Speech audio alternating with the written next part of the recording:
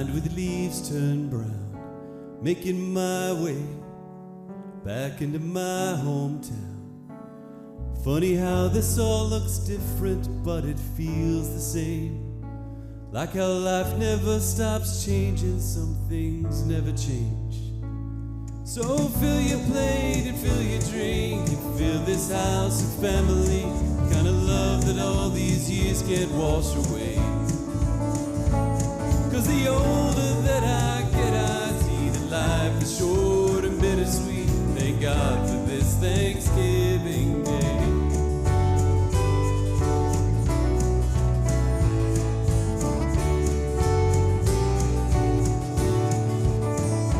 Watching football, watching families grow. The old kids' table all have kids of their own. Starting to see my grandfather in my nephew's eyes. Mom still can't talk about him and I'd almost cry. So fill your plate and fill your drink and fill this house with family, the kind of love 1,000 miles can't wash away. Cause the older that I get, I see that life is short and bittersweet. Thank God for this Thanksgiving Day.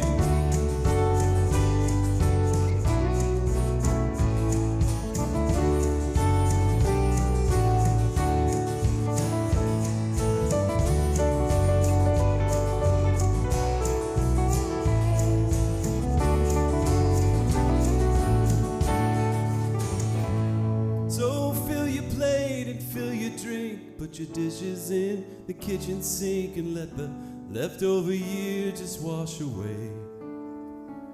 Cause we made it through, I do believe, the longest year in history. Thank God for this Thanksgiving Day.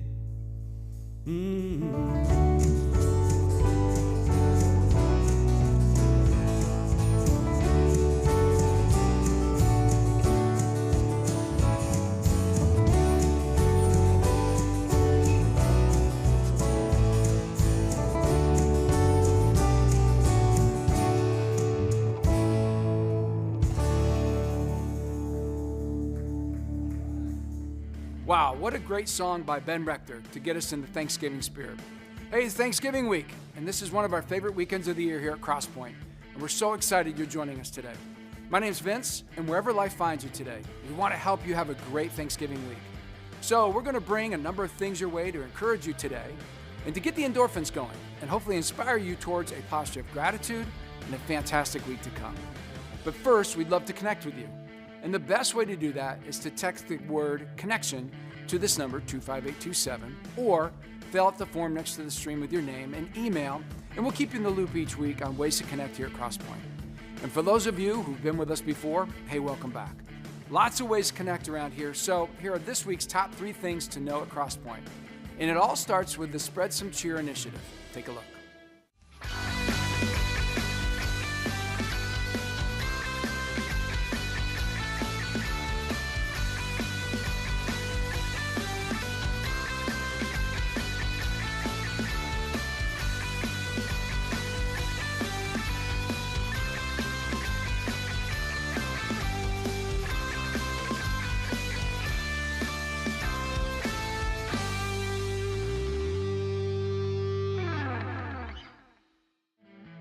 Lots of opportunities to be generous this holiday season, which is where you and I come in.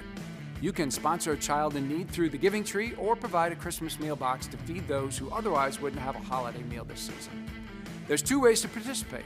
1, if you're local, you can swing by the Crosspoint campus to pick up a gift tag from the Giving Tree or holiday meal box and a shopping list. Or 2, you can donate online to sponsor a holiday meal box. $60 covers an entire meal for a family. All you have to do is hit the Give button at the top of the page and designate your donation Spread Cheer. And if you'd like to help with the distribution of the meal boxes on Sunday, December 11th, let us know on your connection card as well. Number 2, next weekend we hope to see you for the new teaching series At the Movies, Christmas edition, where we'll be looking at the spiritual connections that intersect with some of our favorite seasonal holiday movies. To kick things off next weekend, we'll be looking at the story of the one cynical grump who goes on a mission to ruin Christmas for an entire village of Whoville. Of course, this is The Grinch. And the cool thing with the At the Movie series is this. All first-time guests get a free movie ticket, as do you for inviting them. So invite your friends, drop them a link to check out Crosspoint online, and score some free movie tickets. Number 3, hey parents, we've got baby child dedications coming on December 1st and 4th in all weekend services. If you'd like to find out more about baby child dedications, just let us know on your connection card or scan the QR code to sign up, and we'll be in touch with you. Now, we've got a great service today. We're ushering in the Thanksgiving spirit. So we can all have a great Thanksgiving week. And to continue to prime this pump on this, here are some expressions of gratitude by people around this place we know as Crosspoint. Take a look.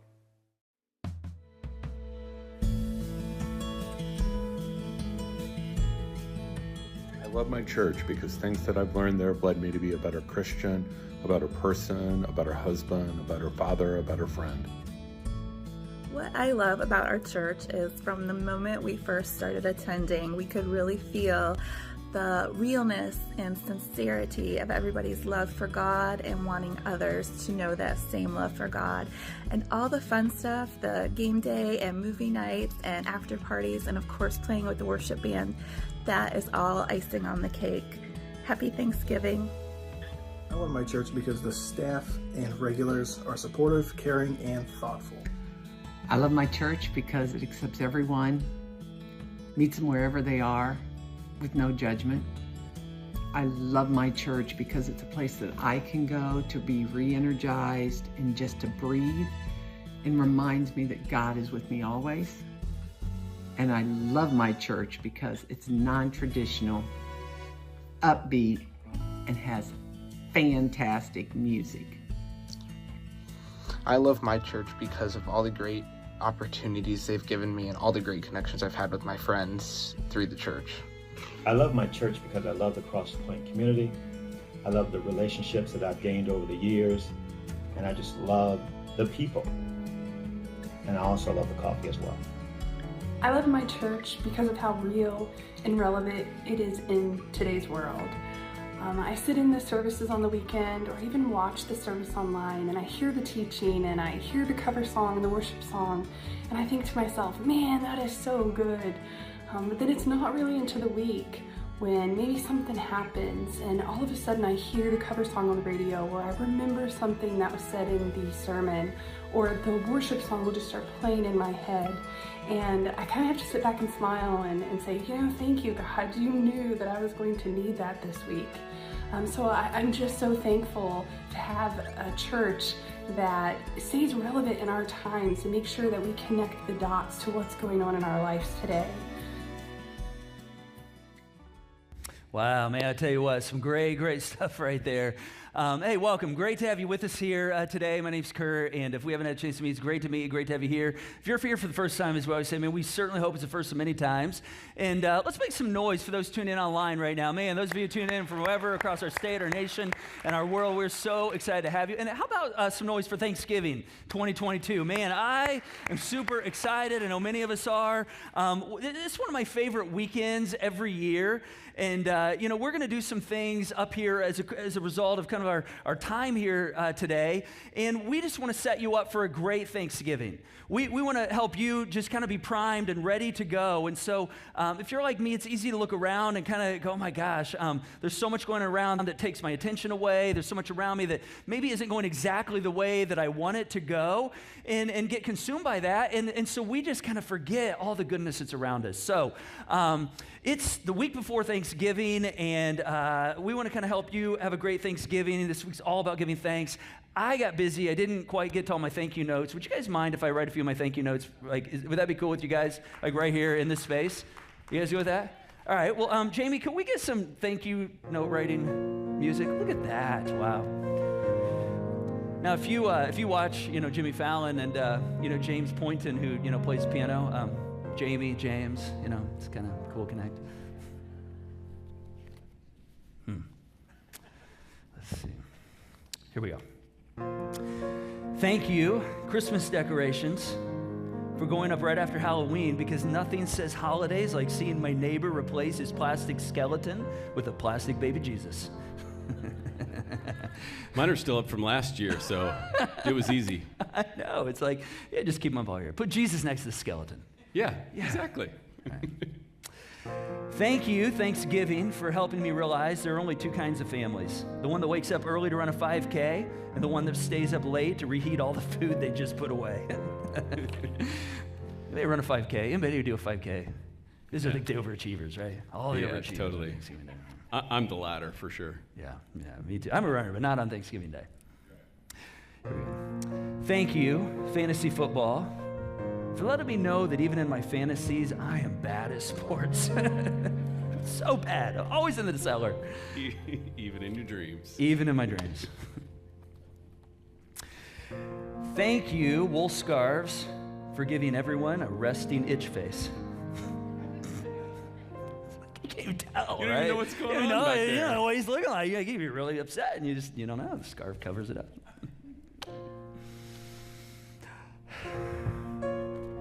Thank you, Thanksgiving Kids Table, for seeming like a much better time than the adult table, listening to Uncle Frank ramble on about the midterm elections when I could be over there sticking carrots up my nose and getting big laughs. I mean, kids' table's always more fun, right? Absolutely. There's always carrots or always carrots. Mashed potatoes going everywhere. Thank you, stuffing, for always being delicious, even though you were cooked inside a turkey's butt.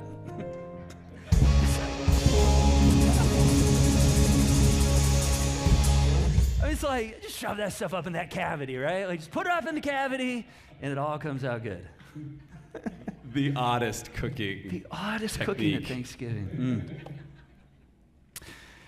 Thank you, Aunt Gertrude, for calling out all the guys on Thanksgiving Day for leaving the toilet seat up and letting the world know that apparently when you step into the bathroom, you just blindly plop down, no questions asked. You gotta look, right? You gotta at least check things out. Thank you, Thanksgiving, for the choice between the sofa bed and the air mattress at my parents' house, and for making me choose between a series of metal bars and an inflatable raft filled with cold air that leaks until I'm sleeping on the floor. It's like the joys of Thanksgiving at the parents' home, right? Thank you, Christmas Tree Farms. You're pretty much the only place in the world where a man can carry a chainsaw in one arm and a toddler in the other and be considered perfectly normal. Looks like a killer, but it's Christmas Tree Farm. That's such an endearing picture right there. I mean, come on. Who wouldn't put that on a Christmas card? Thank you, Jimmy Fallon, for keeping it light, keeping it fun, and reminding us that there's always a lot of good things to be thankful for. There you go, 2022 Thanksgiving thank you notes. How about that? Yeah, all right. Did you guys enjoy that? Yeah, you know. How many did you write those, or how did you come up with that? Hardly any of them. I totally ripped them off Jimmy Fallon. I mean, if he's got like 6 writers. I wrote two. Hey, all right. Yeah, I wrote Nice. two. Nice. He has 6 writers, so we're thankful for Jimmy Fallon. We like him in our home. He brings a lot of joy and laughs. So let's give Jimmy Fallon a hand just for bringing us some inspiration for thank you notes. Well, hey, we're glad you're here, and it is Thanksgiving, 2022. We're heading into this week. It's a time when we want to kind of gear our attitude and our thoughtfulness toward all the things that are good in our lives, and we want to help you out on that. We want you to have a great Thanksgiving, and if you know anything about the history of Thanksgiving, I mean, it started really as a small community's kind of, in a sense, response to God's goodness, and it turned into a colonial response to God's goodness, and then really now, it's like a nation's response, to God's ongoing provision in our lives, and gratitude, these feelings that we get of thankfulness are such powerful, powerful things. I mean, they're very universal. In fact, here's how one ancient proverb puts it. It says, gratitude can transform common days into thanksgiving, turn routine jobs into joy, and change ordinary opportunities into blessings. And so today, we just want to kind of help us do that. And so gratitude, I mean, there's like physiological and psychological benefits. I mean, gratitude really brings happiness. I mean, it's just amazing how this happens. And so we're going to look today at a story out of the life of Jesus here for a moment. And this is one of Jesus' more famous moments. In fact, I've looked at this story a number of times over the years, and it always lands a bit different with me. A couple weeks ago, it showed up in my devotional, like morning reading, and I just flagged it. I thought, man, this could have some connection with Thanksgiving Day. And so, and perhaps that's because of how it lands with me right now. And yet when I read this, the gratitude bar kind of goes up. And I immediately think of some of the things that maybe I'm going through, things going on in my life and my family's life, and perhaps you will find kind of an intersection with it as well. And so the gospel writer John, he tells us this about this moment from Jesus. It says, he, meaning Jesus, he went along and he saw a man blind from birth, and his disciples asked him, Rabbi, who sinned, this man or his parents, that he was born blind? And so Jesus and his disciples are kind of walking along, and they see this man who's apparently, everybody knows him, he's been blind since birth. And his disciples, his team, are like, hey, Jesus, what happened to him? Like, who kind of screwed this guy over? Apparently somebody did something that made this guy have this terrible thing going on in his life. And they just assume that, since this guy's been, blind since birth, and now he's an older kid, maybe even a young adult, that somebody did something. This is a result of somebody's maybe bad behavior. Did he sin? Did his parents sin? And they totally kind of misconceptualize his suffering right here. In fact, they think that whatever's going on is solely because of things that perhaps he has done or he's created, something he did, or perhaps he's just not in a good place spiritually. And Jesus, he's like, no, that's not the case at all. He says, neither this man nor his parents sinned. I mean, and let me just say, if you're going through something difficult right now, if you've perhaps got some difficult things going on in your life, and, I don't know, maybe life's just more challenging than it was, last week or last month, or you're heading into Thanksgiving week, and you're just like, man, this is not the place I want to be. Perhaps there's some depression or a lot of depression going on in your life, and you're just thinking, oh my gosh, this must be because of me. This must be because of something I've done. I created this. Jesus says, no. In this story we see, he says, that's not exactly the way the world works. In fact, fortunately, they had Jesus there physically in the first century to kind of reframe or help them rethink their way through this and think about the things that are difficult that they're going through. So he kind of reframes it for them. And he says, this happens so that the works of God, and look at what he says right here, might be displayed. And who does he say it's going to be displayed in? He says it's going to be displayed in him, the blind man. Which, just a couple interesting thoughts right here. Again, if you've kind of wondered, gosh, there's some discouraging stuff going on in my life. I don't know why, life is harder right now. I don't know why I keep having to deal with certain things. Maybe it's me. Maybe it's I've created all this. I've done something obviously to deserve this. And I just want you to know, no, not necessarily. I mean, certainly there's things you and I can do that do create pain and difficulty in our lives, but just because we're going through something difficult doesn't mean necessarily that's a result of what's going on in our internal soul or spiritual life. And then number two, interesting thought, for many of us, we might perhaps even think, gosh, God, I'm kind of a mess right now. I feel like I'm damaged goods. There's no way you could bring any kind of life-giving presence into my life. There's no way you could use me in any way. And again, wrong again. I mean, Jesus says, no, the works of God are actually going to be displayed, in this case, in him. And I would say the same is true perhaps for you. See, this guy, he's never seen anything in his life, and he's about to see everything. And he's going to be on display for the whole world to see. And if you're not familiar with this story, it goes on and it says Jesus in that moment, he spit on the ground and he made some mud with his saliva. Now, every time I read this, I think, I wonder what the blind guy was thinking. I mean, he had to think his auditory senses were really keen, right? Because he couldn't see. So you got to think he's hearing Jesus hawk this thing up, right? Jesus and he spits it out and it's hits the ground. And then he hears the stickiness of the saliva being rubbed into the dirt to make mud. I mean, you got to think that this blind dude's going, okay, what in the world is about to happen? And it says that Jesus put it on the man's eyes. And then he told him, hey, go wash in this pool. And when you come out, you're going to be well. And he did. He washed in this pool. And all of a sudden, he could see. And it's just interesting to me that, again, whenever things are not necessarily going the way we want or the way we at least expect, we naturally assume, man, this is all because of me. I mean, I've obviously done something to create this. I mean, Jesus in this moment, he's like, just because you're experiencing something less than desirable than perhaps what you would choose, that it's not necessarily this guy's behavior or your behavior or that of your parents or his parents. He says the world's just broken. I mean, this is as a result of the world doesn't always operate the way it's supposed to be.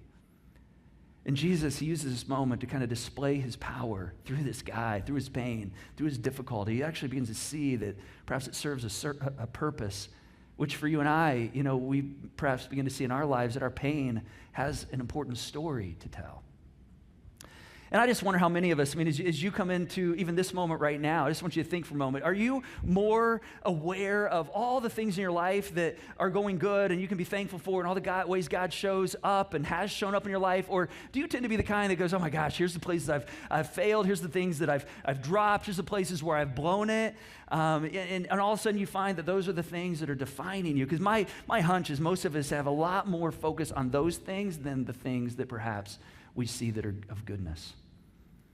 Last weekend we had a really cool moment. We had baptisms last weekend, and we didn't have any planned baptisms going into the weekend. And so, we still were available for baptisms, and you may have come to a service where, we didn't have anybody in the tub. We don't manufacture these. Sometimes we have them planned, sometimes we don't. But we had one really cool moment in one of our services where a young lady named Audrey ended up walking the waters of baptism. I just want to show it to you real quick. Take a look at this.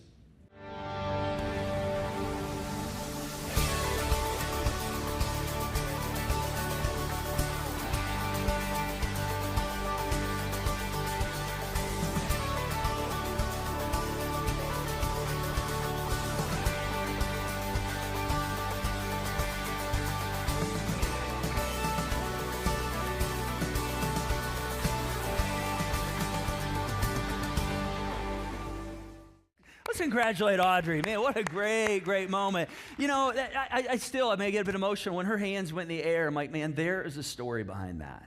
There's a story. When somebody responds that way, there's a story. And it was just a great moment for her husband to walk alongside of her. And, last weekend when we were prepping the team, we have a baptism team that kind of meets with people when they're ready to take that step. And one of our team members out there that's also a part of one of our prayer warriors that is on our prayer team, when we were getting ready to do the little talk through pre-serve huddle, she came up to me and she handed me this little book with a card on the front. And she said, hey, this is for you. I got this for you.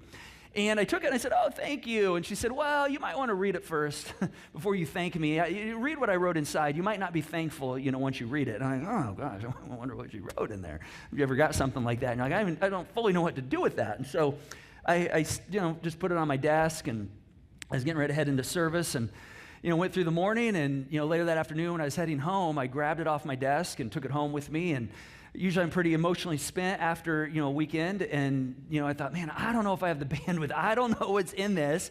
I don't know what perhaps was wrote in there, and so I didn't know if I wanted to open it. So I took the card off of the book, and the book was this little book. It says basically this. It says, the title is Christians Get Depressed Too.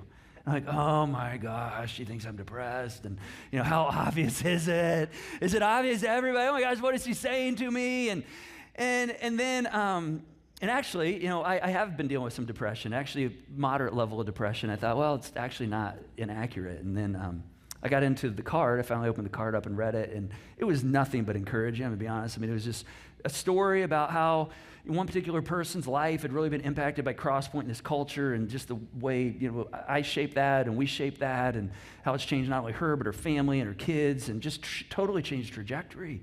And she's like, I just feel like you need to know these things are happening. And then she said, now here's where I might be crossing a line, and forgive me if I am. She said, I bought this book for you, and I bought one for me because I just feel like so many people in the world right now are depressed. So I just feel like so many people are dealing with a level of depression, or moderate, even a high level of depression coming out of the pandemic, and just, life being more difficult and things not always going the way that they're supposed to. And I texted her, I said, oh my gosh, I agree. Thank you so much for giving me this. I am thankful, and I agree with you. In fact, I've been dealing with some of that. And as I got into the book a bit, it's a great little book if you deal with depression, just a little guide in terms of kind of understanding that. And I think the thing that was really cool is historically, people of faith have not always embraced that depression is a real thing. It's like, if you have Jesus, you can't be depressed. If you have the hope of Jesus, there's no way depression can come into your life. And I'm like, that is not true. I mean, the belief that if you have any kind of depression, there must be something that you've done. There must be something, spiritually, going on inside of you that's dark. And that's just not true at all. I mean, if followers of Jesus can get colds and, can get influenza and can get cancer and all kinds of illnesses and have heart defects and things that aren't the way life is supposed to be, but we still experience those things. I mean, why would depression not be something we experience as well? And so it's just a great encouragement, and I guess hopefully that's an encouragement to you as well. I just want you to know if you felt that at all, or if you've felt the complexities of some depression, or at any given level. I just want you to know, man, I know to some degree what that's like. And I also want you to know this story of this blind man reminds us that you might be feeling like, oh gosh, people are looking at me. Why are you down? What have you done? What's going on in your spiritual life? Perhaps, you need to address stuff internally or confess something. No, Jesus is very clear. He says, hey, why do you think that this thing going on there is a result of somebody's sin? Again, this is perhaps just a sign of the broken world that we live in. And I'm not going to get into all the complexities of depression coming out of that right now. That's perhaps for a week during the At the Movie series as we look at It's a Wonderful Life. And, the important reality of our life really does matter even when we don't feel it. But what I do want to do today is I want to help us kind of know how to turn the narrative. And I want to kind of, again, prime the pump and get us in a posture of gratitude, especially if we're feeling some of these things. And I just have a burden to help us really have a great Thanksgiving week. And so I want to kind of walk us through something that I think will help us do this, and help us kind of experience physically and emotionally and, physiologically a boost in our spirit, even spiritually. We're going to give you a 2-3 minute pause to just have some moments of reflection here in a moment. And as we do this, listen, I am not really a huge fan of silver bullets. I don't believe there's like a silver bullet that just changes everything. So I just realize there's a lot more complexity to things than that. But I'm going to tell you something. What I'm going to encourage you to do here in a moment, I believe this is a silver bullet. I believe this is something that literally can change your perspective and your posture and your outlook in a moment. And it does it for me all the time. I do this multiple times a week. And some of you have done this before, but it's a practice that, man, I just want to encourage you to do today, but it's something you can take all week long. And so here's what I want you to do. I want you to make a list. I want you to go ahead and take your device out again. This is going to be for you. You're not going to do anything, send this to anyone else. But I want you to take your device out and open up maybe a notes page, someplace where you can write a few things down, maybe an email to yourself. And what I want you to do is make a list of some things that you're thankful for. Perhaps 5, or if you're really ambitious, 10 different things. I mean, it could be anything from, a vacation you're about to take or you just came off of, or perhaps, a relationship you're just really thankful for, maybe a motorcycle you've been dreaming of getting and you just got it this year, or, maybe your mom's home-cooked meatloaf that you just had last week. Whatever it is, I mean, just what are you thankful for right now? So make that list, and then I want you to take a few moments and write a 1-sentence thank you note to God and just say, God, thank you for this. For me this week, some of mine, one day I was just in awe over the sunrise, and I said, God, thank you for the sunrise. Thank you for the reminder every day that new mercies come my way, new graces come my way every single day. I need that every single day. When the snow blanketed our earth here, at least in central Indiana this week, God, thank you for that just peaceful, calm that came over that reminds us that you do bring a peace and a calm. I'm so thankful for that. I wrote something about my daughters. Thank you for CSM, Crosspoint Student Ministries. My daughters really had a great experience going through the journey and just really had some good, cool spiritual growth. And so thankful for CSM and the role it plays in not just my kids' lives, but a number of kids are going through some really, really difficult stuff right now. God, thank you for my wife of 26 years that I can lean into. I've not been the easiest person to get along with over the last number of months. Thank you. Thank you for her gracefulness. What's that look like for you? Just take a few moments and begin your list and write a 1-word thank you note to God.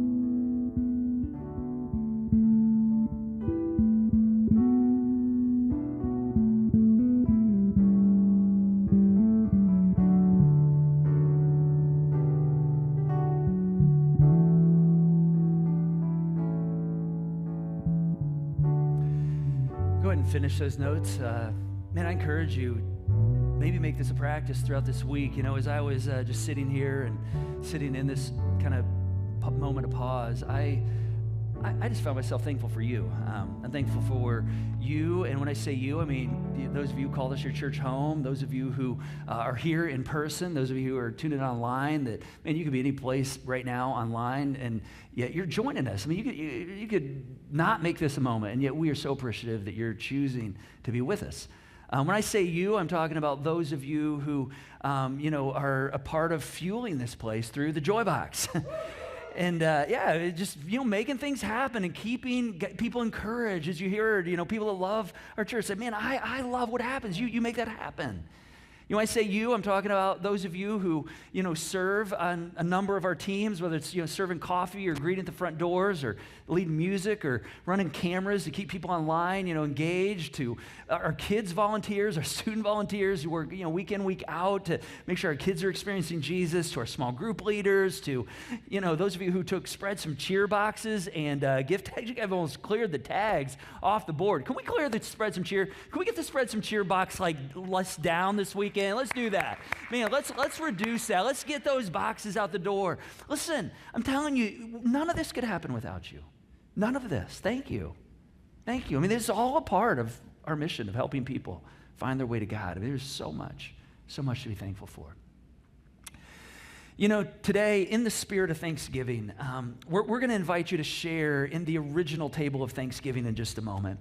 And I want to explain a bit, about why I call this the original table of Thanksgiving. Jesus got together, had a meal with his friends numerous different times. The last time they did, he called it the Last Supper. That's what we're going to celebrate here in a moment.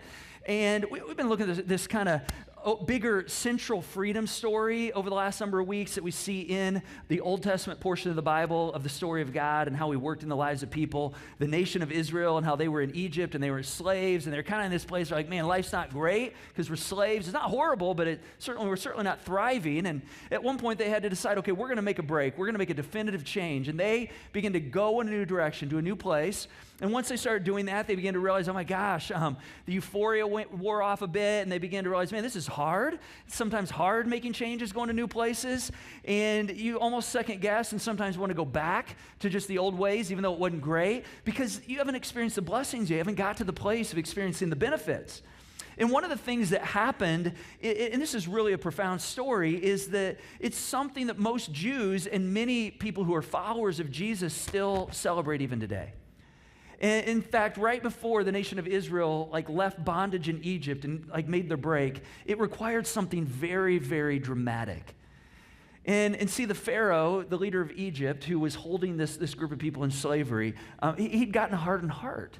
And he wasn't really responding to the nudges that God was, putting in front of him and kind of nudging his heart on. He wasn't allowing the Israelite people to live and go be free. And so God just kept allowing them to see, miracle after miracle after miracle, but his heart just wasn't, it wasn't changing. It wasn't responding at all, which is interesting. There we go. Some of us, his heart wasn't changing. And it's interesting because some of us, we sometimes get so fixated on what we want to see that we actually fail to see the hand of God in the little things or the big things because we're so focused on the way we think it should be.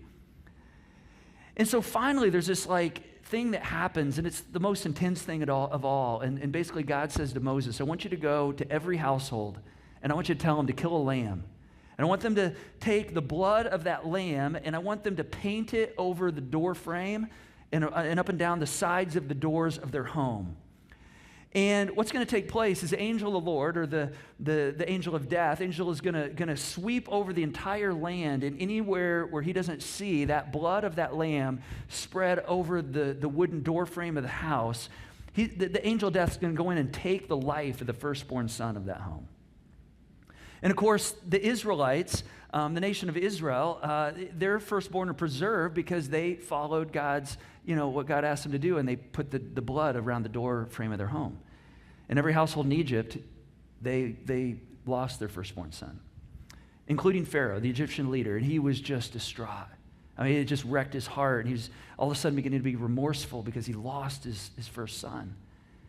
And what he does is he tells Moses, he says, hey, just get out of here. Leave. Get out of here. I don't even want to see you anymore. Just leave. Go. Whatever you want to do.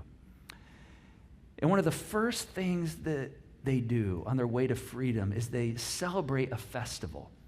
And it's a festival people still celebrate today. It's called Passover. Passover was when God passed over the people. When he could have brought judgment on them, when he could have brought condemnation, but instead he passed over them. He passes over.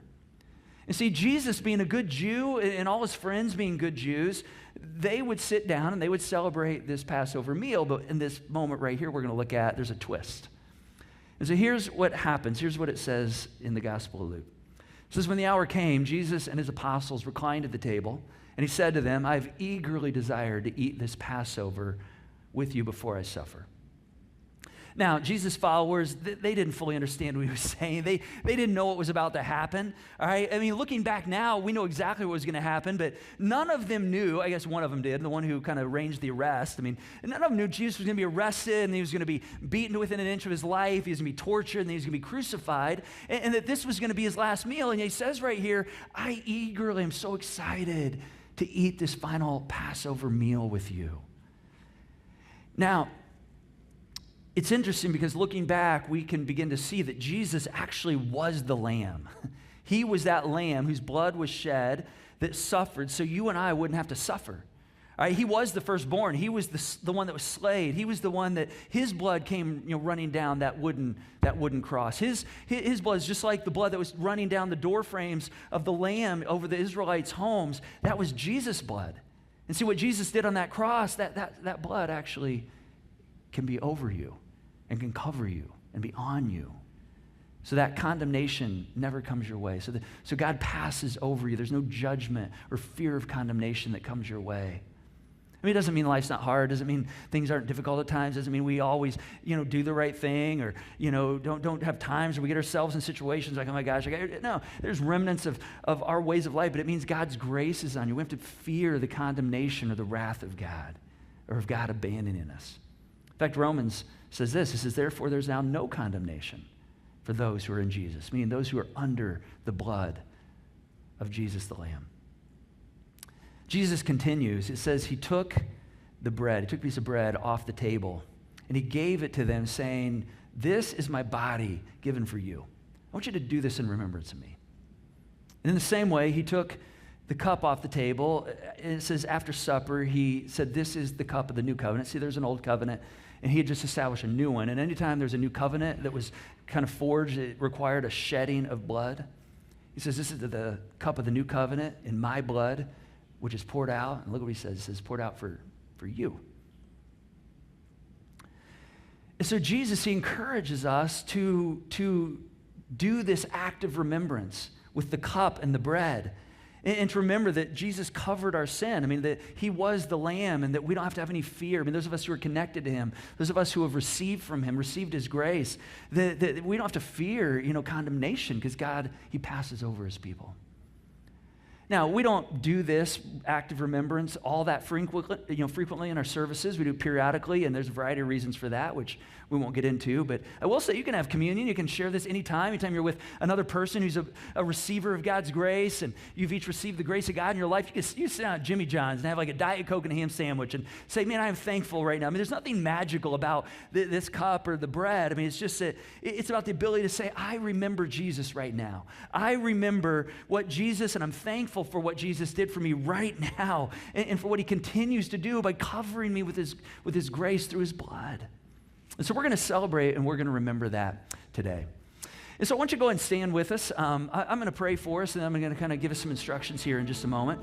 Let me pray. God, thank you for this moment, for the ability to begin to turn our hearts to you and our thankfulness to you, and for the way you pass over your people, and for Jesus paying the price so that we could be passed over and there wouldn't be condemnation that would come our way.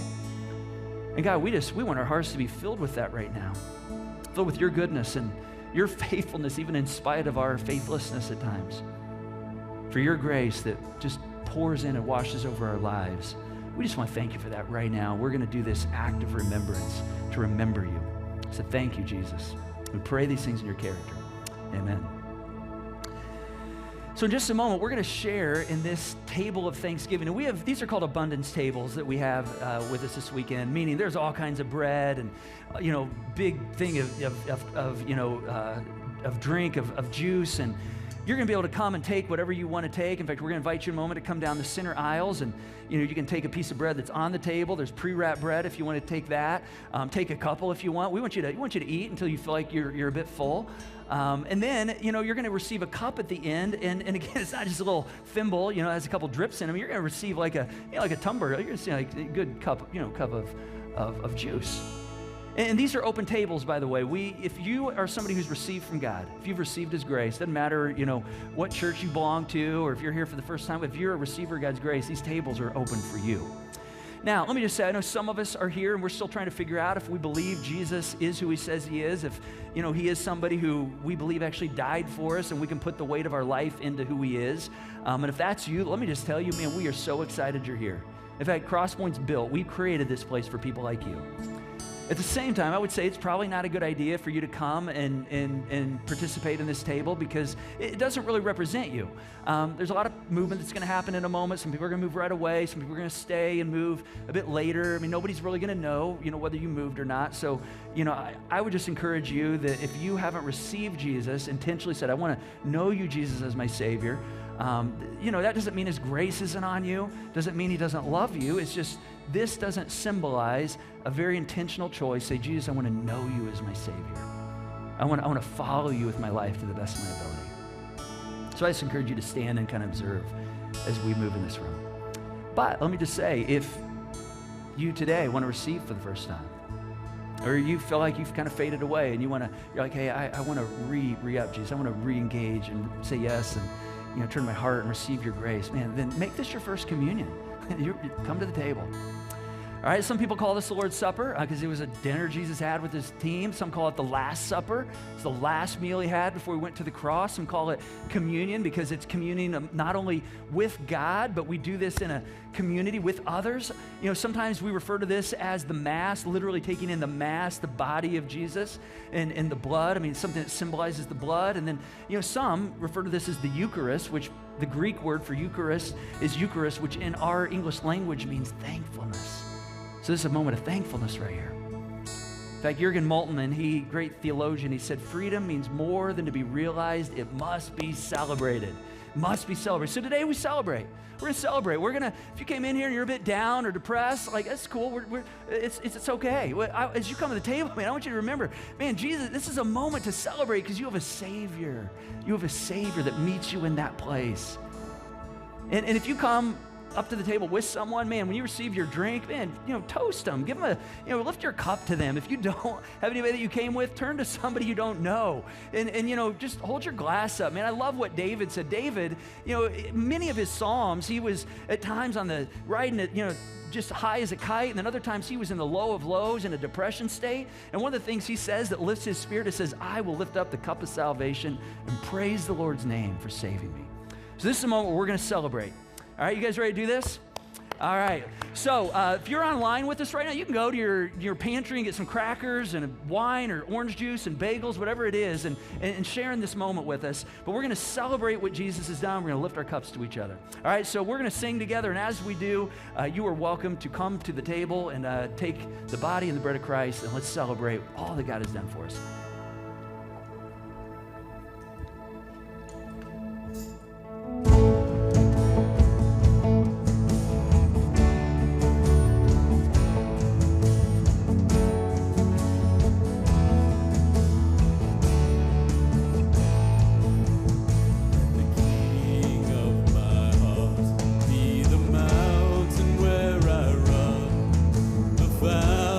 I drink from, oh yeah.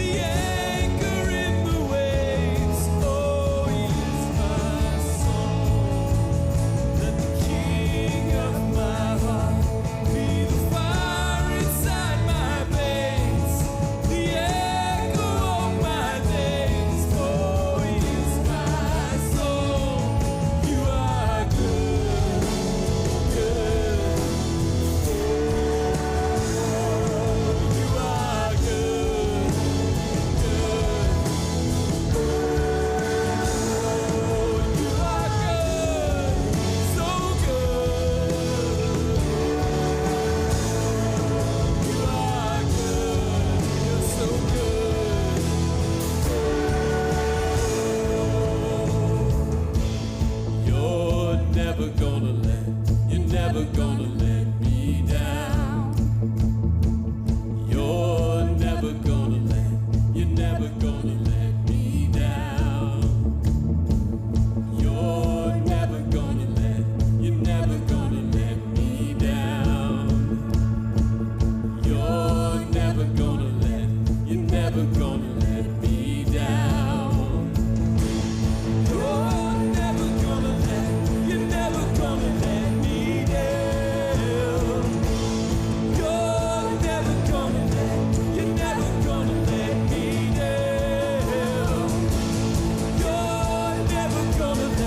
You're never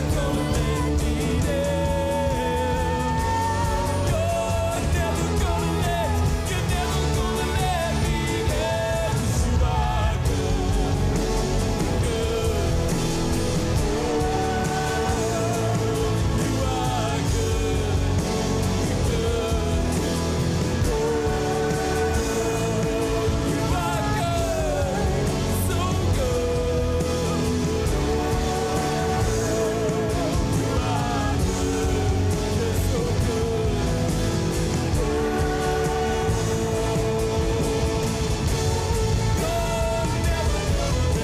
You're never gonna let me down. You're never gonna let me down.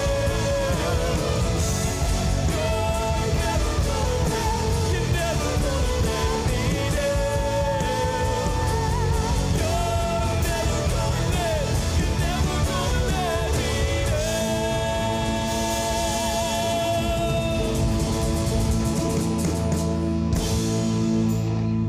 Thanks again for joining us today. Our prayers that you're encouraged and ready to go have a great Thanksgiving week. If you are in need of prayer today, we're here to help.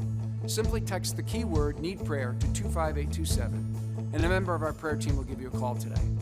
Last, if you like what you experienced today and you'd like to donate, you can do so on the online Joy Box by going to the Give button at the top of the screen and make a donation, and know that you're part of helping fuel all the goodness that comes out of this place. We hope you'll join us next weekend as we kick off At the Movies Christmas edition. And hey, happy Thanksgiving to you and yours. We'll see you next weekend.